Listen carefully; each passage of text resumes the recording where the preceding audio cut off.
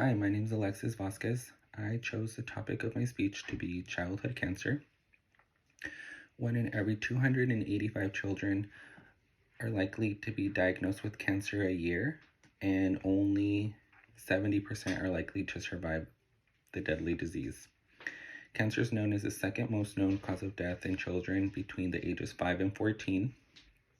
And the purpose of this speech is for you to be informed on what childhood cancer is, what it does to its patients, what it does to its families, and the financial toll that it takes after the disease. I chose this topic because I have experienced a case of childhood cancer in my family. My cousin was diagnosed at a very young age.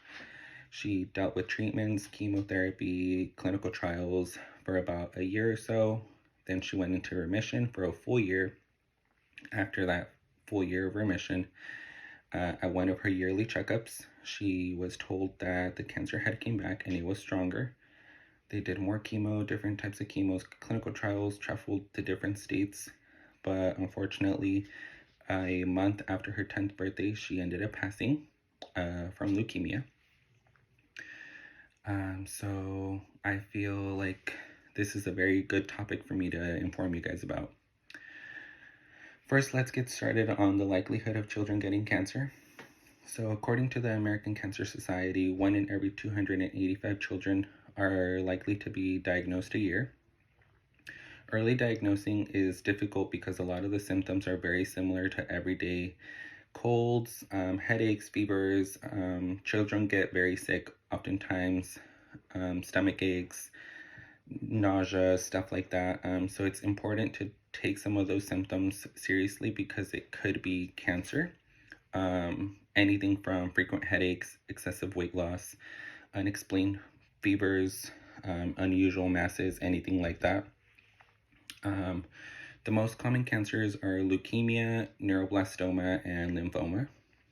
And treating these cancers with aggressive treatments like chemotherapy have some pretty serious risks. There's infections, nausea, pain, malnutrition that can lead to anemia.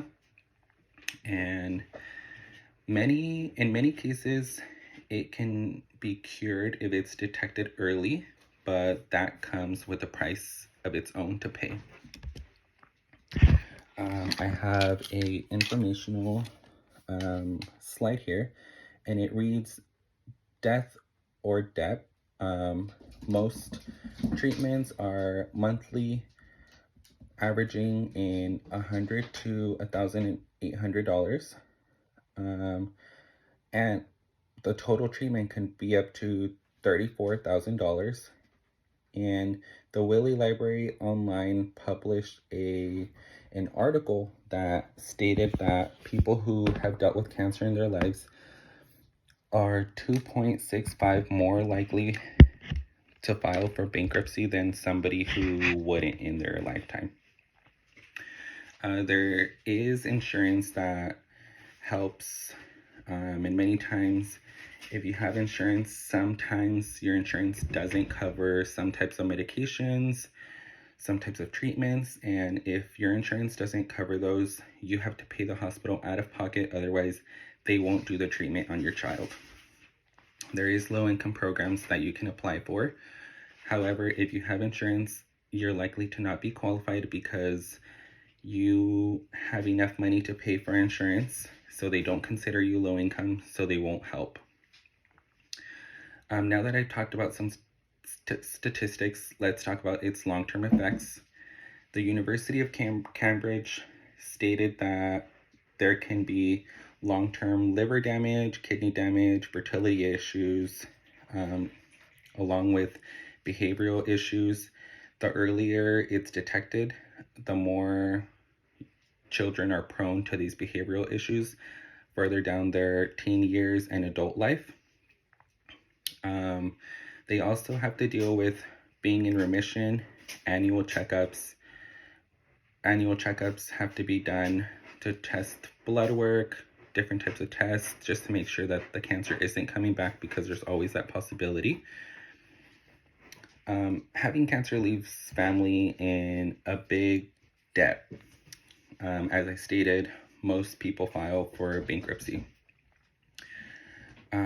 Childhood cancer is the second most known of death in children. However, it's not spoken about as often as it should be. Not only is it traumatic for the patient because of the medication side effects, post-cancer checkups, but it's a traumatic experience overall, and not just for the patient, but the patient's family as well. Dealing with something as traumatic as cancer can take a toll on the body, mentally and physically, and you don't get chosen to just get cancer. So if you're not in a good financial state, it's a pretty much death or debt type of situation. An article that was published by Science Direct stated that it was a death or debt. If you have the money to deal with it, then you get the best of treatments. If you don't, you're lucky if there's some programs that can be able to help you financially to get those treatments. So either you have money for these expensive treatments or you don't. Thank you for taking the time of listening to this speech.